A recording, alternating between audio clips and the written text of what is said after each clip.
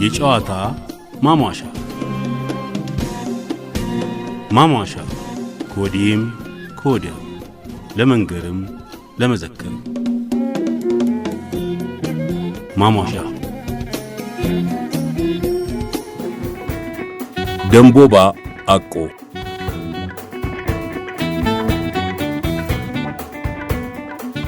አጼ ምኒልክ በራሳቸው ምስል ገንዘብ ካሳተሙ በኋላ በመገበያያነት ያገለግል የነበረው ጥይት ግልጋሎቱ እንዲቋረጥ በተወሰነ ማግስት ጥይት ብቻ ሳይሆን ማንኛውም አይነት የጦር መሳሪያ ባለቤት ለመሆን የመንግስትን ፈቃድ ማግኘት እንደሚያስፈልግ የደነገገ አዋጅ ወጥቶ ነበር ይላሉ ብርሃኑ ሰሙ ከንጦጦ ሐሙስ ገበያ እስከ መርካቶ በሚለው መጽሐፋቸው።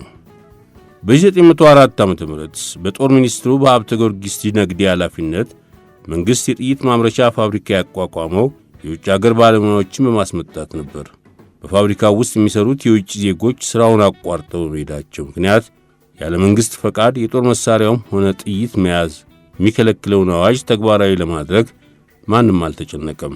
እንዲያውም በመጀመሪያው የጥይት ፋብሪካው ሥራውን ሲያቆም በጥይት መከለስ ሙያ ላይ የተሰማሩት ሰዎች ለራሳቸው ሥራ ከመፍጠራቸውን ባሻገር ለመንግሥት የጥይት ፍላጎት ምላሽ ለመስጠት ቻሉ። የአጼ ምኒልክ መንግሥት የአገሪቱ ጉድለት ናቸው ያላቸውን ነገሮች መሥራት ጀምሮ በአገሪቱ የተመሠረተው የመጀመሪያው የጥይት ፋብሪካ ሥራውን እንዳይቀጥል በሚፈልጉ የውጭ አገራት ተጽዕኖ አድራጊነት ሲቋረጥ ጥይትን አስመስለው በመሥራት ከላሽነትን ሙያ አድርገው መንቀሳቀስ የጀመሩትን ኢትዮጵያውያን ለማገዝ መንግሥት ፈቃደኛ ሆነ። ጥይትን አስመስሎ በመሥራት ሥራ ታዋቂ ከነበሩት ኢትዮጵያውያን አንዱ አቶ ደንቦባ አቆ ነበሩ። ውልደታቸው ሶዶ ጉራጌ ውስጥ ገሬኖ በሚባል አካባቢ ሲሆን በ9 እህቶቻቸው መሃል የተገኙ ብቸኛ ወንድ ልጅ ናቸው። አዲስ አበባ የመንግሥት መቀመጫ ከተማ ከሆነችበት ጊዜ ጀምሮ ከገጠር የእንስሳት ቆዳን ጭነው በማምጣት ሸጠው ሲመለሱ አቡጀዲ፣ ጨው፣ ቡና የመሳሰሉትን ሸቀጦች ወደ ትውልድ ወረዳቸው በመውሰድ በንግድ ሥራ ታዋቂ ነበሩ። ለንግድ ሥራ በዚህ መልኩ ይመላለሱ በነበረበት ወቅት በአዲስ አበባ የሚታዩ አዳዲስ ነገሮችን ወደ ትውልድ ቀያቸው በመውሰድ ለሕዝብ አስተዋውቀዋል። ለምሳሌ የባህር ዛፍን ለመጀመሪያ ጊዜ ወደ ጉራጌ ዞን ካሻገሩት ሰዎች አንዱ መሆናቸውም ይነገራል። የአቶ ደንቦባን እነዚህን መሰል ታሪኮች የሰሙትና ለንግድ ሥራ ያደርጉት የነበረውን ትጋት ያዩት አጼ ምኒልክ ለአገር ልማት ከሚያስፈልጉት ሰዎች አንዱ ነህ ብለው ቤት መስሪያ ቦታ አዲስ አበባ እንዲሰጣቸው አደረጉ። መርካቶ በገበያነት ከመታወቋ በፊት ከፍታውራሪ ሀብተ ጊዮርጊስ ዲነግዴ ቤት አጠገብ መሬት የተሰጣቸው አቶ ደንቦባ መኖሪያ በመስራት ገጠር የሚኖሩ ባለቤትና ልጆቻቸውን አዲስ አበባ በማምጣት የከተማ ነዋሪ ሆኑ። ለኢትዮጵያ የመጀመሪያ በነበረው ጥይት ፋብሪካ ቅጥር ሠራተኞች አንዱ መሆን የቻሉት በዚህ ምክንያትና አጋጣሚ ነበር። መሳሪያና ባለሙያዎቹ ከውጭ አገራት መጥተው ሥራ የጀመረው የጥይት ፋብሪካ ሲዘጋ በተቋሙ ይሰሩ የነበሩ በርካታ ኢትዮጵያውያን በተለይ በአራዳ ገበያ ላይ በጥይት ክለሳ ሥራ ተሰማሩ። ፊታውራሪ ሀብተ ጊዮርጊስ ዲነግዴ ቤት አጠገብ በኋላ መዲና ሕንጻ የተሠራበት ቦታ ላይ በነበራቸው የግል ይዞታ ጥይት በመከለስ የተሰማሩት አቶ ደንቦባ አቆ ለጥይት መስሪያ ባሩድ፣ ቀለህና እርሳስ ከውጭ አገራት በብዛት በማስመጣት በፋብሪካ ደረጃ ከሚመረተው ጋር ተመሳሳይ የሆነ ጥይት በመስራት ለዚሁ ሥራ በርካታ የሰው ኃይልን በመቅጠርና ጥይቱን ለመንግሥት ለአርበኞች በየክፍለ አገሩ ለሚገኙ ነጋዴዎች በብዛት በመሸጥ አጼ ምኒልክ እንዳሉትም ለአገር ጠቃሚ ሰው ሆነው ተገኙ። በዘመኑ በጥይት ክለሳ ሥራ ላይ ከተሰማሩት የፊታውራሪ ሀብተ ጊዮርጊስ ሰፈሩ አሁን መርካቶ አቶ ደንቦባ አቆና የጃን ሜዳው አቶ ቸሬ የተለየ ዕውቅና ነበራቸው። ታዋቂው ብስክሌተኛ ገረመው ደንቦባ የአቶ ደንቦባ ልጅ ስለ አቶ ደንቦባ አቆ ሲናገሩ የእንግሊዝ ጦር ከአጼ ቴዎድሮስ ጋር ሲዋጋ የ16 ዓመት ልጅ ነበርኩ ይሉን ነበር።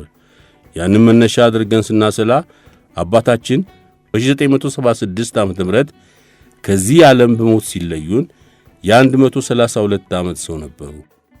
አጼ ምኒልክን የትላንቱ ልጅ እያሉ ነበር የሚጠሯቸው። ከእናታችን ከወይዘሮ ቶላ ጅሬ ጋር በመሠረቱት ትዳር 13 ልጆችን ወልደዋል። አባታችን በመጨረሻ ዕድሜያቸው ላይ ያመረቷቸው ጥይቶች የሰውን ልጅ መጉዳታቸውን እያሰቡ ይጸጸቱ ነበር። በዚህ ምክንያት መንኩሰው ቆብ ከደፉና ለንስሐ ይጠቅመኛል ያሉትን ተግባር ካከናወኑ በኋላ ነበር ከዚህ ዓለም በሞት የተለዩት ብለው ነበር ታዋቂው ቢስክሌተኛ አቶ ገረመው ደንቡባ ስለ አባታቸው ስለ አቶ ደንቡባ አቆ ይላል። ብርሃኑ ሰሙ ከእንጦጦ ሐሙስ ገበያ እስከ መርካቶ በሚለው መጽሐፍ።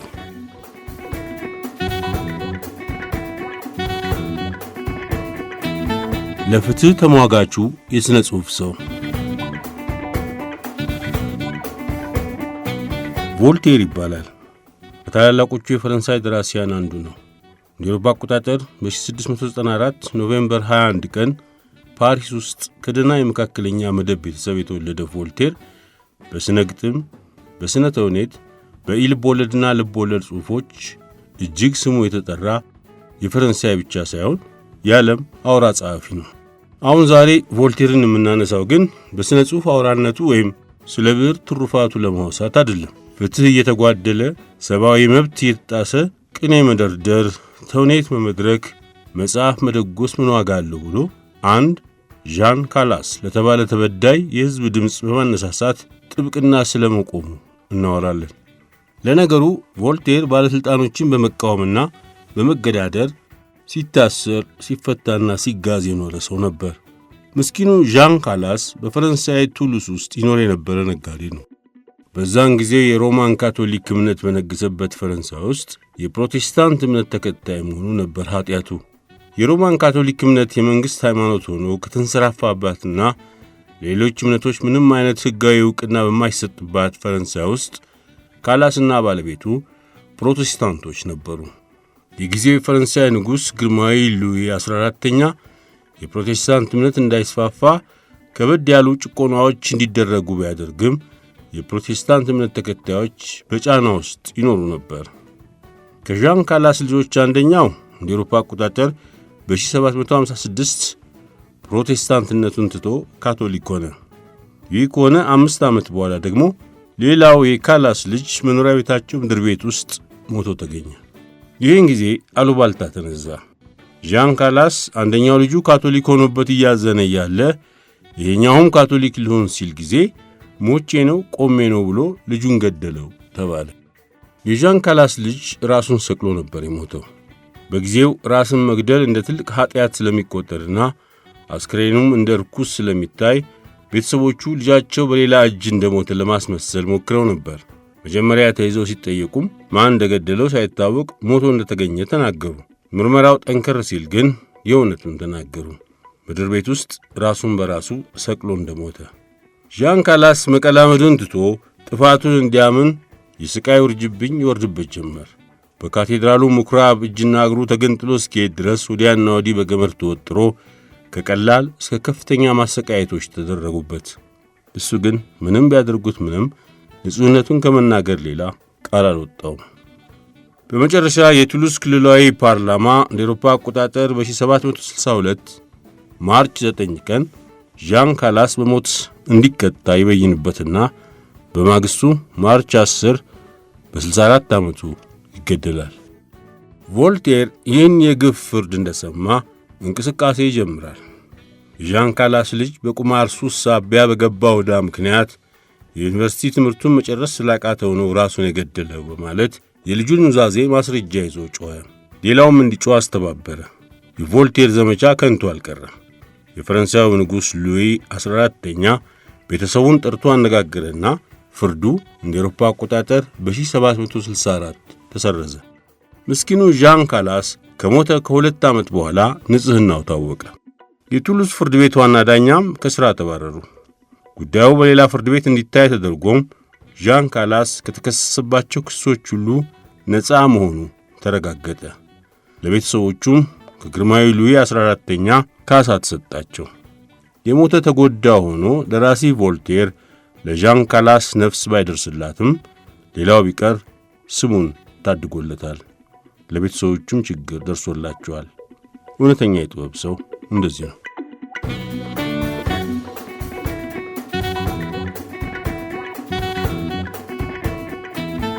በብረት ስም የሚጠራው ብረቱ መሪ ጆሴፍ ስታሊን ለ30 ዓመታት ገደማ ታላቋን የሶቪየት ኅብረት ሪፐብሊክን የገዛ ሰው ነበር። የእሱ ያገዛዝ ዘመን በተለያዩ መንገዶች ብዙ ሰዎች እንዲገደሉና እንዲሞቱ የተደረገበት ዘመን ቢሆንም እንደ አውሮፓ አቆጣጠር ማርች 6 ቀን 1953 ዓ.ም ጠዋት 4 ሰዓት ላይ ከዚህ ዓለም በሞት መለየቱ ሲገለጽ እንባ የተራጨለት ሶቪየታዊ ቀላል ቁጥር አልነበረውም። ጆሴፍ ስታሊን በ73 ዓመት ዕድሜው ከዚህ ዓለም በሞት የተለየው ማርች 5 1953 አመሻሽ ላይ ነበር። የጆሴፍ ስታሊን አስከሬን ሞቱ በይፋ ከተገለጸበት ማርች 6 ቀን ጀምሮ ለ3 ቀናት በብዙ ሺህ የሚቆጠር ሕዝብ በበረዶና ውርጭ ተሰልፎ የሐዘንና የስንብት ሥነ ሥርዓት አደረገለት። በዚህ የሐዘን ሥነ ሥርዓት ግርግር ወደ 500 የሚሆኑ ሰዎች ሕይወታቸውን አጥተው ነፍሳቸው ነፍሱን አጅቧታል። እንደ አውሮፓ አቆጣጠር በፌብሩዋሪ 1917 የሩሲያ አብዮት ፈነዳ። የሩሲያው ዛር ወይም ቄሳር ወይም ጃንሆይ ከሥልጣን ወርደው በገዛ ቤታቸው ታሰሩ። እንደ ቭላድሚር ሌኒን ጠንካራ ተናጋሪ፣ እንደ ሊዮ ትሮትስኪ ዕውቀት የዘለቀው ምሁር ባይሆንም በድፍረቱና በታታሪነቱ ቀስ በቀስ ወደ ከፍተኛ አመራር የቀረበው ጆሴፍ ስታሊን በመጨረሻ ሌኒን ሲሞት ሥልጣኑን ጠቅልሎ በእጁ ጨበጠ። ጆሴፍ ስታሊን በዘመኑ አምባገነን የነበረ፣ ብዙ ሰዎች ያስገድደና በተለያዩ ምክንያቶች የብዙ ሰዎች እልቂት እንዲፈጸም ያደረገ ነበር። ከሞተ በኋላ ውግዘት ደርሶበታል። አስከሬኑም ከሌኒን አጠገብ እንዲነሳና ሌላ ቦታ እንዲቀበርም ተደርጓል። ነገር ግን የሶቪየት ኅብረትን በኢንዱስትሪ ልትበለጽግና በሁሉም ረገድ ራሷን ልትችል ብቻ ሳይሆን ከዓለም 2 ታላላቅ መንግሥታት አንዷ እንድትሆን ያስቻለ መሪ ተብሎ ውለታው ይወሳለታል። ጆሴፍ ስታሊን ጆርጂያ ውስጥ ከአንድ የጭሰኛ ቤተሰብ የተወለደው እንደ አውሮፓ አቆጣጠር ዲሴምበር 18 1879 ዓ.ም ሲሆን የልጅነት ስሙ ሎሲ ቪሳሪዮኖቪች ጁስካቪ ይባል ነበር። ጽኑ የሩሲያ ኦርቶዶክስ ክርስቲያን የሆነችው እናቱ ቄስ እንዲሆንላት ትፈልግ ስለነበረ ትምህርት ያስጀመረችው በቤተ ክርስቲያን ትምህርት ቤት ነበር። ስታሊን በ22 ዓመቱ በ1901 የሶሻል ዲሞክራቲክ ሌበር ፓርቲ አባል ሆኖ የሙሉ ጊዜ አብዮተኛ ሆነ። በዓመቱ የሥራ ማቆም አድማ አስተባብሯል ተብሎ ወደ ሳይቤሪያ ተጋዘ። በሩሲያ አብዮት እንቅስቃሴ ዘመን ከደረሰበት እስሮችና ግዞቶች የመጀመሪያ በሆነው በዚህ እስሩ ጊዜ ነበር ስታሊን የሚለውን ስም ለራሱ የሰጠው። ስታሊን ማለት በሩሲያኛ ብረት ማለት ነው።